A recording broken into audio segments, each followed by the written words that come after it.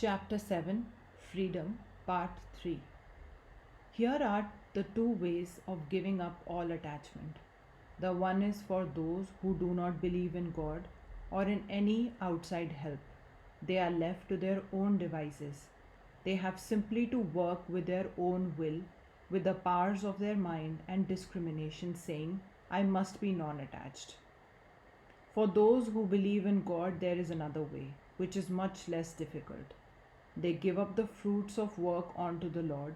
They work and are never attached to the results. Whatever they see, feel, hear, or do is for Him. For whatever good work we may do, let us not claim any praise or benefit. It is the Lord's. Give up the fruits onto Him. Let us stand aside and think that we are only servants obeying the Lord, our Master, and that every impulse for action comes from Him every moment. Whatever thou worshippest, whatever thou perceivest, whatever thou doest, give up all unto Him and be at rest. Let us be at peace, perfect peace with ourselves, and give up our whole body and mind and everything as an eternal sacrifice unto the Lord. Instead of the sacrifice of pouring oblations into the fire, perform this one great sacrifice day and night, the sacrifice of your little self. In search of wealth in this world, thou art the only wealth I have found. I sacrifice myself unto thee. In search of some one to be loved, thou art the only one beloved I have found. I sacrifice myself unto thee. Let us repeat this day and night and say, nothing for me. No matter whether the thing is good, bad, or indifferent, I do not care for it. I sacrifice all unto thee.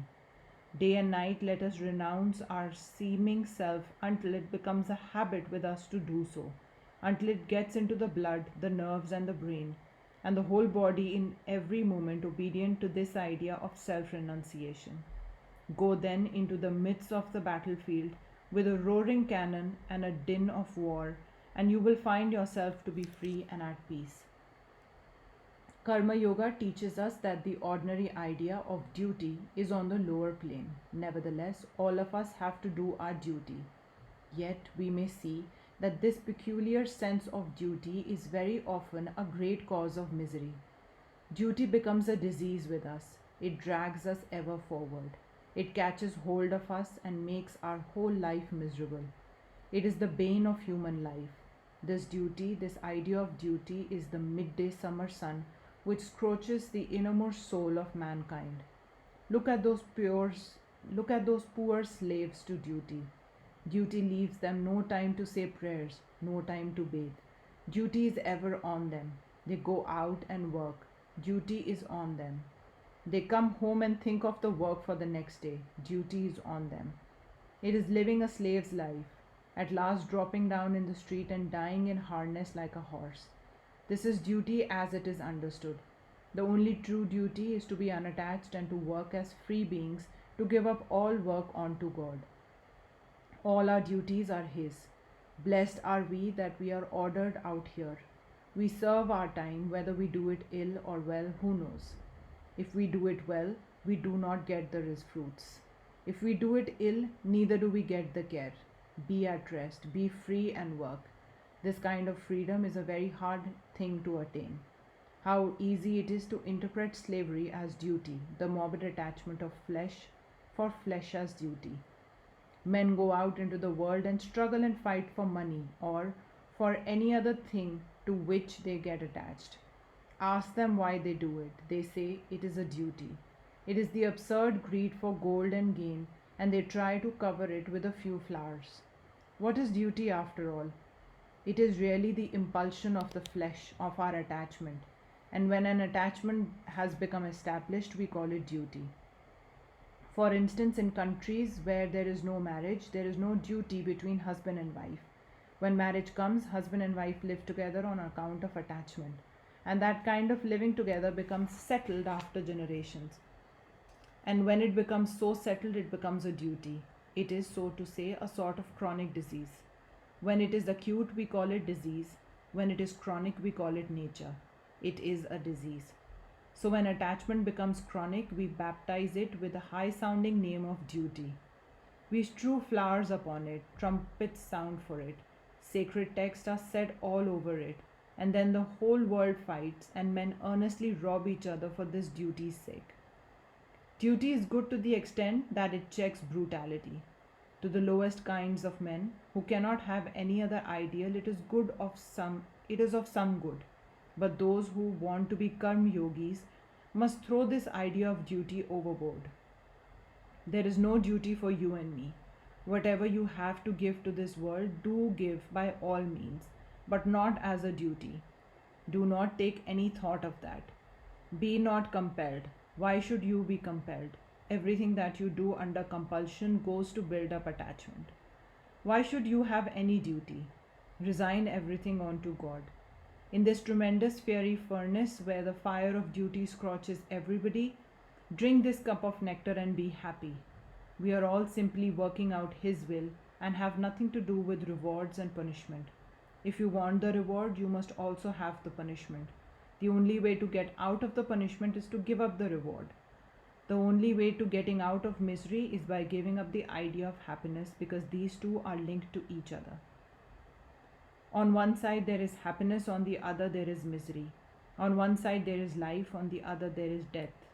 The only way to get beyond death is to give up the love of life. Life and death are the same thing, looked at from different points. So the idea of happiness without misery or of life without death is very good for schoolboys and children, but the thinker sees that it is all a contradiction in terms and gives up both. Seek no praise, no reward for anything you do. No sooner do we perform a good action that we begin to desire credit for it. No sooner do we give money to some charity that we want to see our names blazoned in the papers. Misery must come as a result of such desires. The greatest men in the world have passed away unknown. The Buddhas and the Christs that we know are but second-rate heroes in comparison with the greatest men of whom the world knows nothing. Hundreds of these unknown heroes have lived in every country working silently. Silently they live and silently they pass away, and in time their thoughts find expression in Buddhas or Christs, and it is these latter that become known to us. The highest men do not seek to get any name or fame from their knowledge. They leave their ideas to the world. They put forth no claims for themselves and establish no schools or systems in their name. Their whole nature shrinks from such a thing. They are the pure sattvics, who can never make any stir, but only melt down in love. I have seen one such yogi who lives in a cave in India. He is one of the most wonderful men I have ever seen. He so completely lost the sense of his own individuality that we may say that the man in him is completely gone, leaving behind only an all-comprehending sense of the divine. If an animal bites one of his arms, he is ready to give it his other arm also, and say that it is the Lord's will. Everything that comes to him is from the Lord. He does not show himself to men, and yet he is a magazine of love and of true and sweet ideas. Next in order come the men with more rajas, or activity, combative natures, who take up the ideas of the perfect ones and preach them to the world. The highest kind of men silently collect true and noble ideas, and others, the Buddhas and Christs, grow from place to place, preaching them and working for them. In the life of Gautam Buddha, we notice him constantly saying that he is the 25th Buddha. The 24 before him are unknown to history, although the Buddha known to history must have built upon foundations laid by them. The highest men are calm, silent, and unknown. They are the men who really know the power of thought.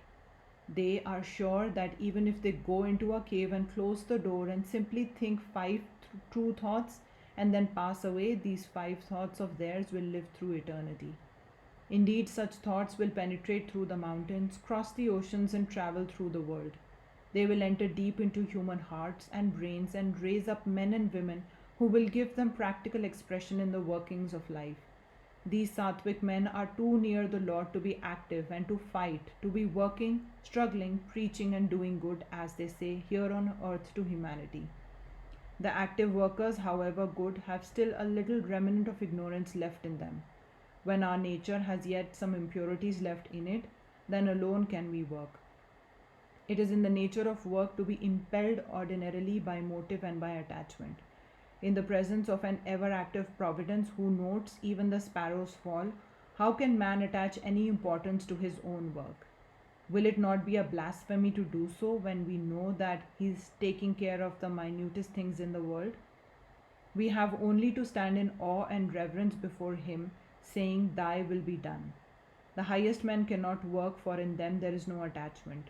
Those whose whole soul is gone into the self, those whose desires are confined in the self, who have become ever associated with the self, for them there is no work.